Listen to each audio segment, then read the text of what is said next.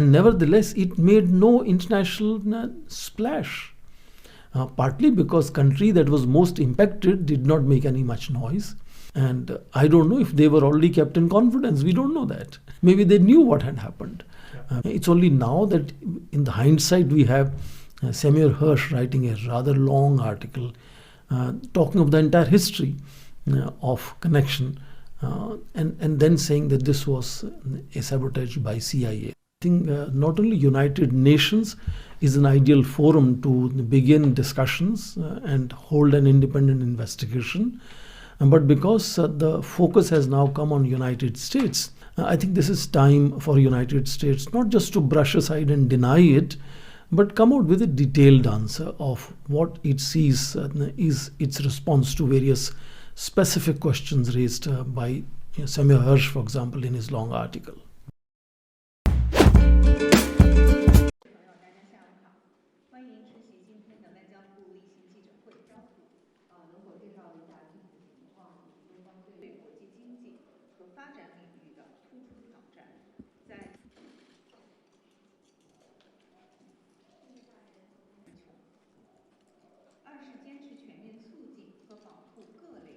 人权是不可分割的，生存权和发展权是首要基本人权。公民权利和政治权利、经济社会文化权利必须同等重视，系统推进。要更加重视发展中国家面临的人权挑战，更多关注发展中国家的人权诉求。单边强制措施违反国际法，侵害当事国人民的基本人权，必须立即无条件取消。人权理事会应当坚持联合国会员国主导原则，成为建设性对话与合作的大舞台，而不是政治操弄和阵营对抗的角斗者。只有秉持公正、客观、非选择性、非政治化原则，联合国人权系统才能良好运转，为国际人权事业发展持续注入正能量。中方将继续积极参与全球人权治理，同包括联合国在内的各方携手努力，共同推进全球人权保护事业。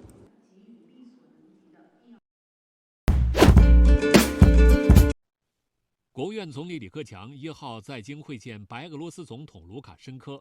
李克强表示，中白关系建立在相互尊重、相互信任基础上，互利合作不断取得新成果。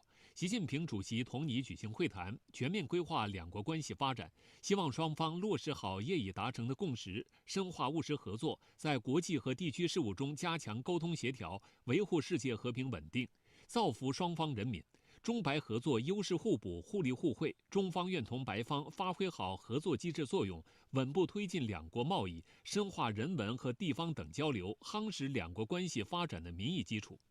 卢卡申科表示，白方乐见中国发展强大，白中合作旨在造福双方人民，不针对任何第三方。白方愿做中方友好合作伙伴，希同中方深化各领域合作，推动白中关系进一步发展。王毅、何立峰等参加会见。全国人大常委会委员长栗战书1号会见白俄罗斯总统卢卡申科。栗战书表示，近10年来，在习近平主席和总统先生战略引领下，中白关系提升至全天候全面战略伙伴关系的历史最高水平。中国式现代化将给包括白俄罗斯在内的国际社会带来新机遇。中方愿同白方共同努力，全面落实两国元首重要共识，推动中白关系和双方全方位合作实现更大发展。中方坚定支持白方维护自身主权、安全和发展利益，愿同白方密切协作，维护好两国和广大发展中国家共同利益。两国立法机构要加强交流合作，更好促进两国发展。卢卡申科表示，白方坚定坚持一个中国原则，支持中国和平统一大业，愿同中方一道深化经贸合作，扩大人文交往，推动全天候全面战略伙伴关系不断向前发展。艾利根、伊明巴海参加会见。3月1号上午，白俄罗斯总统卢卡申科前往天安门广场，向人民英雄纪念碑敬献花圈。老朋友相见啊，感到十分高兴。上一次见面是去年9月份，在萨马尔罕也进行了很好的交流，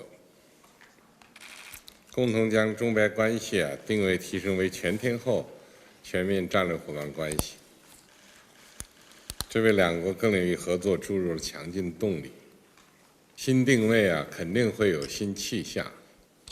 今天我们将共同擘画两国关系发展的新愿景。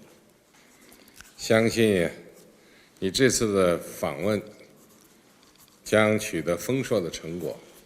我们经过这么长时间的友好交往，我们之间的这种友谊也是牢不可破的。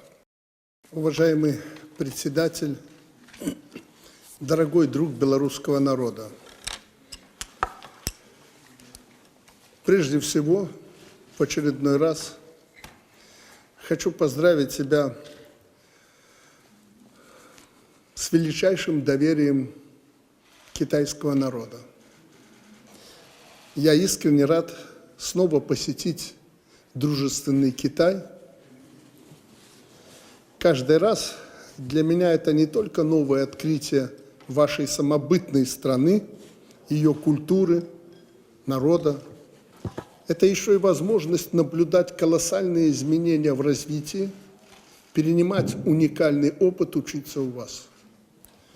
Благодарю за традиционно теплый и гостеприимный прием, оказанный всей белорусской делегации.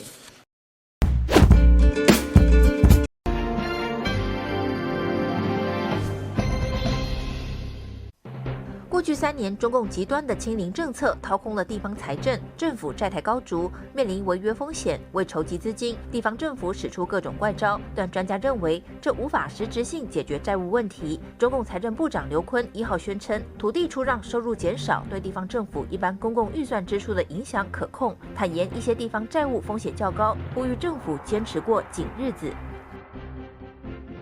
美国、加拿大、日本日前都宣布限制使用 TikTok。中共外交部发言人毛宁回应，美国惧怕一款青年人喜欢的应用软件，未免太不自信。对此，大陆微博上舆论翻车，网民纷纷嘲讽中共双重标准，笑死个人！一个连谷歌都用不了的地方，我们惧怕整个外网，更挖苦那中国进推特、脸书是谁太不自信？ 中共20届2中全会期间，强调反对和抵制西方宪政、三权分立、司法独立等，引发猜测。专家认为，中共重弹老调，可能因为当局的左转引发国内反对声音强烈，当局未准备抛出违背法治精神的政策，提前封口。 世界冰球锦标赛第3级别比赛在波士尼亚举行，香港男子队在分组赛11比1大胜伊朗。赛后颁奖环节，大会播放了涉及反送中运动的歌曲《愿荣光归香港》，大约10秒，由港队成员做出 T 字手势，然后有队员上前向工作人员反映。大会之后道歉并改播中共国歌，港府事后仍发出新闻稿表达不满。新唐人亚太电视整理报道。 这个是被逼出原形来，就党国体制的真身现在完全现身了，不装了啊，就完全党管一切。中共3月即将召开2会，所谓党和国家机构改革方案预计设置内务委员会，被认为是超级东厂。评论人桑普认为，这只是更显现中共党国外衣下的本质，也可能意味习近平之前广设各种小组的阶段性权力斗争之后，改采一条边处理危机。 危机的源头或者危机的本身就是共产党这个权力一把抓，但是越抓得稳，其实是越抓不住。中共的支力点有3个，现在胡萝卜现在慢慢没有了，越削越没有了。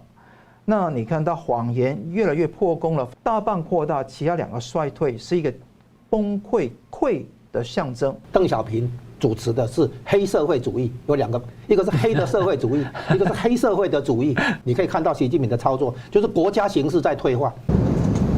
香港被认为是中国大陆的转口贸易点和金融业克磨。香港1月份的出口骤降36.7%，创70年来最大跌幅。吴家龙观察，中国经济在出口、就业、房产、财政等层面陷入多重危机。中共疲于奔命，越来脱下包装外衣，露出黑帮本质，加速黑吃黑、内部权斗，清洗金融白手套抢钱。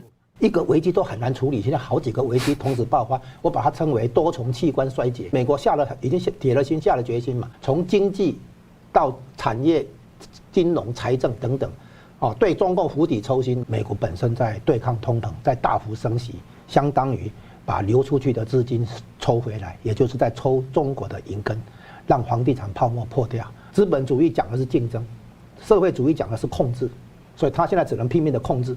这个已经是典型的，不但是危机处理模式，而且是王朝末日现象，或者简称沉船现象。新唐人亚太电视黄亮简、张东旭台湾报道。中共的威胁这样的一个